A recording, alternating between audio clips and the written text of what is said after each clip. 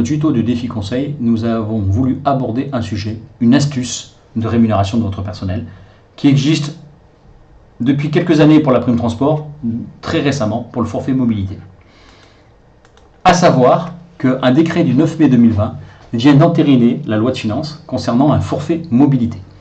Ce forfait, qui concerne les entreprises jusqu'à 400 €, bénéficie aux salariés lors de l'utilisation par celui-ci d'un cycle personnel, un vélo électrique ou pas, de covoiturage, transport public hors abonnement ou autres services de mobilité, Vélib, trottinette, etc.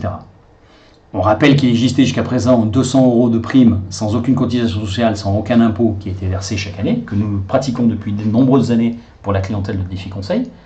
Ce forfait de mobilité, lui, monte jusqu'à 400 €, pareil, exonéré de charges sociales, y compris de CSG, ce qui est assez rare, déductible intégralement des bénéfices et cumulable avec la prise en charge des 50% de frais d'abonnement, mais c'est inclus dans le forfait des 400 €. Le versement est obligatoirement collectif selon les mêmes modalités. Elle est réputée utilisée conformément à son objet si l'employeur recueille chaque année une attestation sur l'honneur du salarié. Donc c'est une très bonne astuce.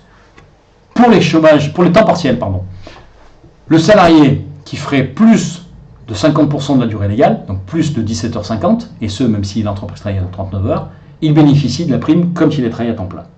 Par contre, si le salarié fait moins de la moitié de la durée légale, dans ce cas-là, on fera un prorata entre sa durée, 14 heures par exemple dans l'exemple qu'on a donné, et la limite des 50%, soit 17h30.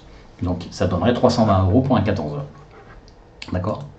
Bon à savoir, pour le salarié, cette prime transport ne peut pas se cumuler avec les déductions forfaitaires spécifiques aux frais professionnels. En revanche, elle est cumulable avec le remboursement des frais kilométriques.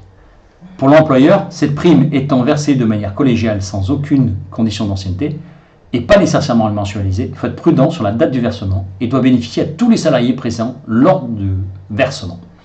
Nous expliquons un peu mieux ces techniques de désocialisation, entre guillemets, lors de nos réunions d'information technique.